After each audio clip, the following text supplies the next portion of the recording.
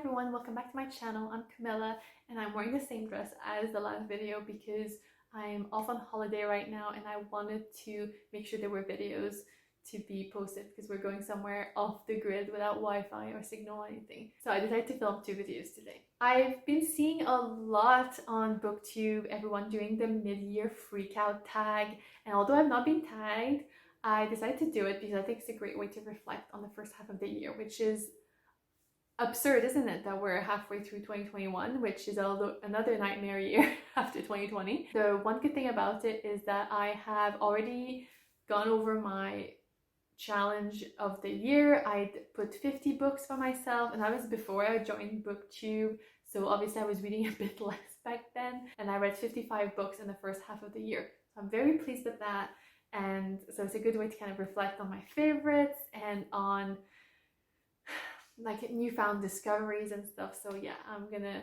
dive right in. So the first question of the tag is the best book you've read so far in 2021, and I have 2 books I really wanted to mention. One you'll have heard all about in my June wrap-up is The Dictionary of Lost Words by Pip Williams. It was excellent. It's a very much feminist text, and it's also set like during the, it's historical fiction, so it's set in the late 1800s and early 1900s, and it's around like the creation of the Oxford English Dictionary, and just the whole thing was fabulous and I loved it. The second book that I did want to mention was The Mermaid of Black Conch by Monique Roffey, which I read earlier this year, and I have loved it. I almost forgot about it. I had to go through my list and I found it and I was like, oh yeah, it was so good. I gave it a 5-star as well, and yeah, it was really well done, and I would recommend highly both of these. The second question is the best sequel you've read so far in 2021. I have read no sequels this year. I read a few books that are part of series, but they're all being the first. So for example, there's obviously Anne of Green Gables is technically a series. I read the first one. Legendborn, I think is going to be a trilogy potentially. So I read the first one earlier this year, which I really liked, and I think potentially that would be my favorite. Obviously, I read The Wolf of Orient Yarrow by K.S. Villoso, and I also read My Brilliant Friend by Elena Ferrante. All of these, I think I would continue reading the series, so that's pretty good. Oh, also I read Autumn by Ellie Smith. So yeah, these are all the first installment in their series, and I think I'll definitely keep going with all of them. But I think my favorite was potentially Legendborn. I thought it was really good and like fast-paced and pulls you in. Third question is a new release that you haven't read yet but want to. So I have 2 that I've recently bought. Well, I bought The End of Men by Christina Sweeney Baird, which I cannot wait to read. It recently came out, I think in May or April. I bought it swiftly and started to read it, and it kind of gave me a bit of PTSD to last year because it's basically about a pandemic. So I don't think I'm ready yet, but I'm looking forward to reading it. The other one is Mixed/Other by Natalie Morris, which is a non-fiction book. Basically in the UK, if you're mixed race or mixed heritage, usually the box, in all of these forms you have to fill is Mixed/Other. Obviously I'm from that kind of background, so I was really looking forward to it, and my husband got it for me for my birthday, which was very kind. Next question is most anticipated release for the second half of the year. I don't know about many books that are coming out this year. I'm not gonna lie, sometimes I just learn about them when they're coming out and I'm like, oh yeah, I want to read that. But one of them, and I have an arc for it, is She Who Became the Sun by Shelley Parker Chan, which I'm really looking forward to reading. I have an arc. It's coming out later in July, so technically second half of the year, and I will be reading it probably in the week or 2 to come. Next is Biggest Disappointment, and I'm gonna have to give this award to Diving for Pearls by Jamie O'Connell, which I'm quite saddened about because it is a debut novel that just came out, but it just didn't do it for me and it was a bit disappointing. So yes. But then the next question is Biggest Surprise, and I think I have to give it to The Family Upstairs by Lisa Jewell. And yeah, I think it's because I knew really nothing about it, and it left me with literally my jaw open at the end. So I think, yeah, that was the biggest surprise. And I would definitely go to read more by Lisa Jewell. The next question is favorite new author or debut or new to you. I try to stay away from like liking authors and just wanting to read from that author. I kind of just go more with how I felt about the book rather. But there's a few authors that I really enjoyed their book earlier in the first half of the year, and I think I'll be giving definitely a chance to their other books. And I think that includes Monique Roffey, Jo Nam-ju, Lisa Jewell, as I've just mentioned, Pip Williams, and also Jessie Sutanto. But yeah, I don't really know much about them, and I don't even know if they have other books, but these are the kind of authors that I thought, yeah, I definitely kind of want to read more by them. Number 8 is your newest fictional crush. So I read a lot of kind of contemporary fiction, and I don't read a lot of stuff with relationship or even romance in them, so I feel like I don't really have crushes. And also, yeah, I feel like sometimes I have more crushes like on TV characters or in films.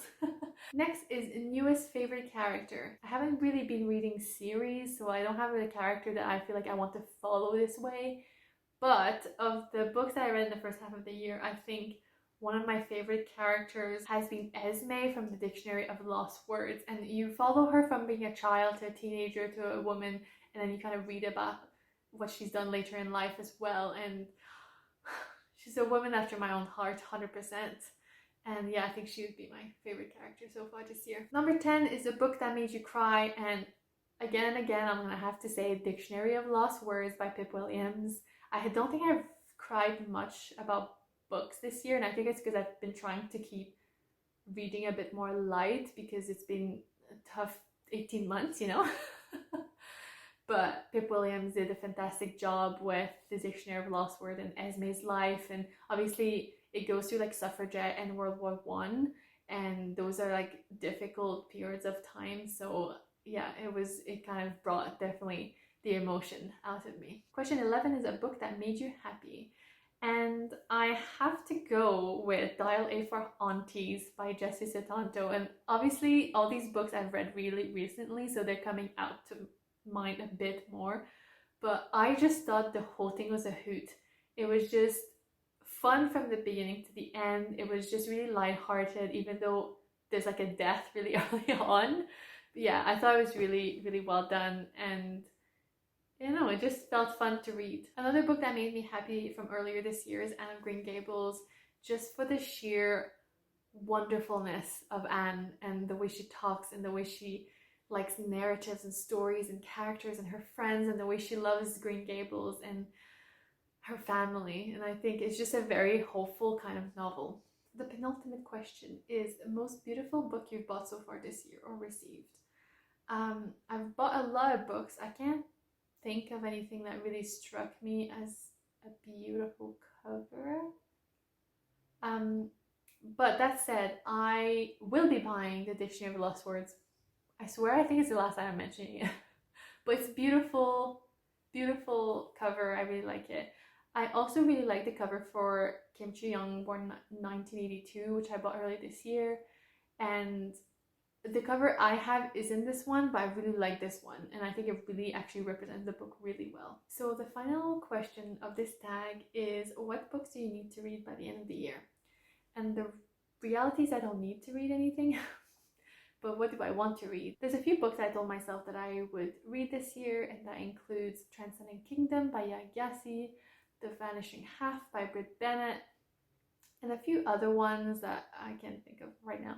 But yeah, there's definitely a couple that I told myself I'd read, and I'm sure I'll get there. There's still 6 more months, and I've read 55 books already this year, and I'm hoping I can maybe keep averaging 10 books a month for the rest of the year. So I really have quite a lot of books left for me to read this year, so I'm sure I'll get there. The one thing I do want to do and probably need to do is make a dent in my physical TBR. I've bought so many books this year, and I've gotten so many. It was my birthday recently, and I got quite a lot. I was spoiled with books, and it was wonderful. But yeah, I want to get more of that and like properly read what I have, which would be good. All right, that's it. These were my responses to the mid-year freakout tag, and I am not really freaking out, so that's great. This is more of a review, and really adulations for the dictionary of lost words, because I feel like that was my response to almost all the questions. But yeah, this was a good summary of what I've kind of liked and disliked about the first half of the year, and I look forward to kind of doing a wrap-up tag, or I don't know if there's another tag for the end of the year, but I look forward to doing that in 6 months. All right, don't forget to like and subscribe, and hey, see you back.